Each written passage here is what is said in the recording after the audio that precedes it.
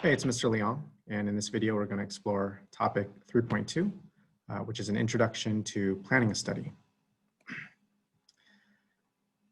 All right, our two learning objectives are to identify the type of a study and to identify appropriate generalizations and determinations based on observational studies. All right, so why would we plan a study in the first place? Okay. Mostly because we want to study some population. We want to explore certain characteristics within a population. Now, a population is a large group. It could be hundreds, thousands, millions, or billions of individuals, which is going to be, way too many to study, right? We don't have usually enough time or enough money to study entire populations. So the next best thing that we can do is we can study a sample, right? Which is just a subset of the population, a smaller group from within the population. And what we'd like to do is take the results of said sample and then generalize them to the population, okay? So right now, right, it's an election year. And, a lot of people want to forecast or predict, right, who's going to win the election, okay? Now, polling companies, right, they cannot survey every single voter, leading up to the election, right? That's just financially impossible, and time-wise, it's impossible. Okay, but they can usually poll like 1,000 voters, right? And what they like to be able to say is, okay, like if 46% of my sample says they're going to vote for candidate A, then I could feel pretty confident that about 46% of the entire population would vote for candidate A. Okay. Now, the only way that we can make that generalization, make that leap from the sample back to the population is if our sample is truly representative of the population. Okay. And in statistics, one of the techniques that we have for getting representative samples is by selecting them randomly. We want to choose individuals from the population to be part of our sample in a random manner. We don't want people to volunteer, right? Because that might lead to bias. And we don't want to handpick which individuals are part of the sample, because that could be kind of some implicit bias on our part. Okay? So we want it to be purely random. We want to leave it up to chance.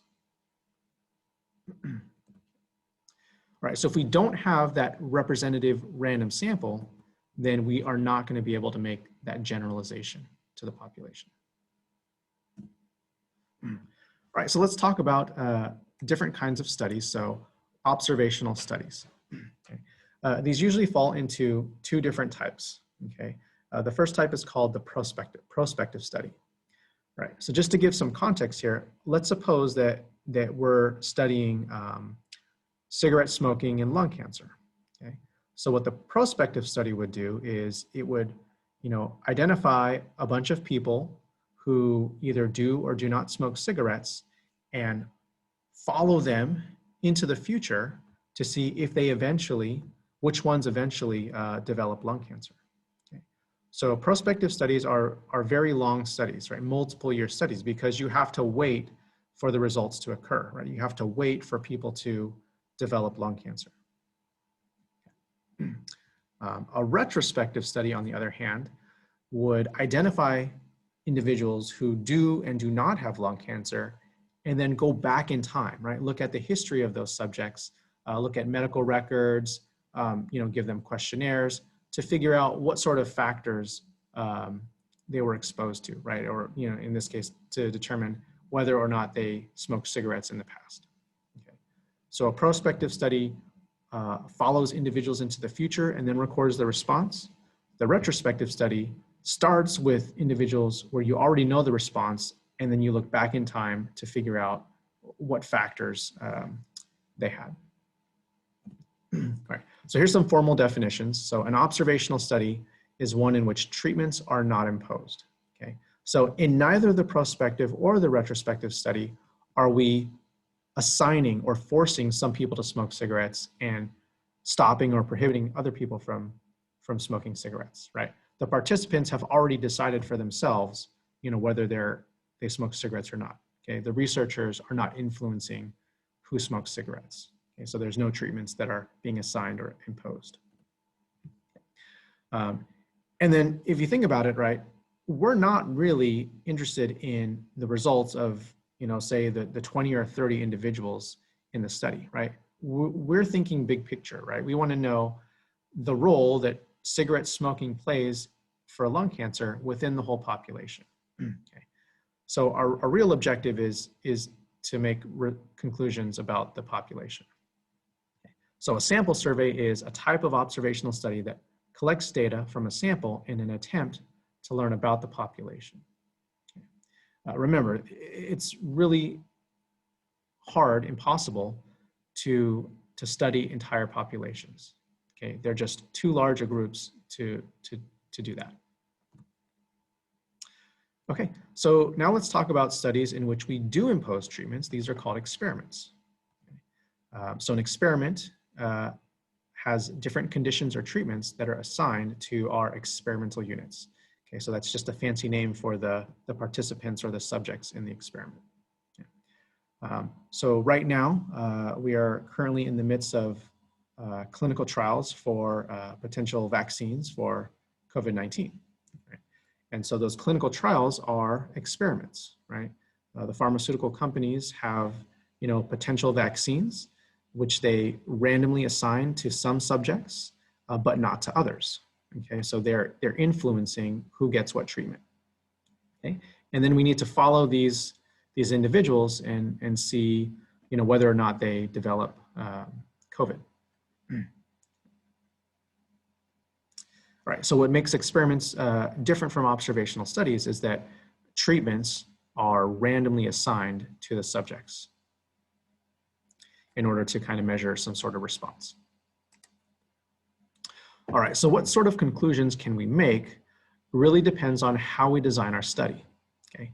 If we design our study so that we randomly sample from a larger population, right, then we can feel pretty confident that our sample is representative, so then we can generalize our conclusions, apply our conclusions to the larger population. Okay. If we don't have that random sampling, then we cannot say anything about the population.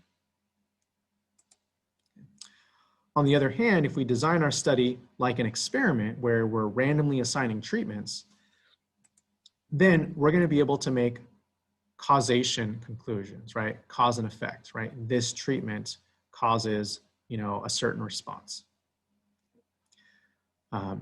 If we don't have random assignment, so we're not performing an experiment, then the best we can do is say that there's correlations. Okay? Now remember, correlation is not the same as causation. Okay? Another name for correlation could just be association, right? This treatment is associated with this response, but we don't know if it's really cause and effect, right? There might be other factors that were not measured that are playing a role. Okay. So putting all this together, right, we want to plan a study to have the strongest conclusions. Okay. So the best designed studies are going to involve random sampling and random assignment, okay? Because that leads to the strongest conclusions. We can make cause and effect conclusions that apply to the whole population. Now, if we only have the random sampling and not the random assignment, right, then the best we can do is make correlation conclusions, but still generalize those to the whole population. Okay. If it's the other way around and you don't have the random sampling, but you do have the random assignment, then you can make cause and effect conclusions, but they would only apply to the individuals in the sample or individuals that are similar to those in the sample. Okay. And then the poorest designed studies would not have random sampling, they would not have random assignment, so they would have the weakest conclusions, which would be only correlation statements that apply to individuals in the sample.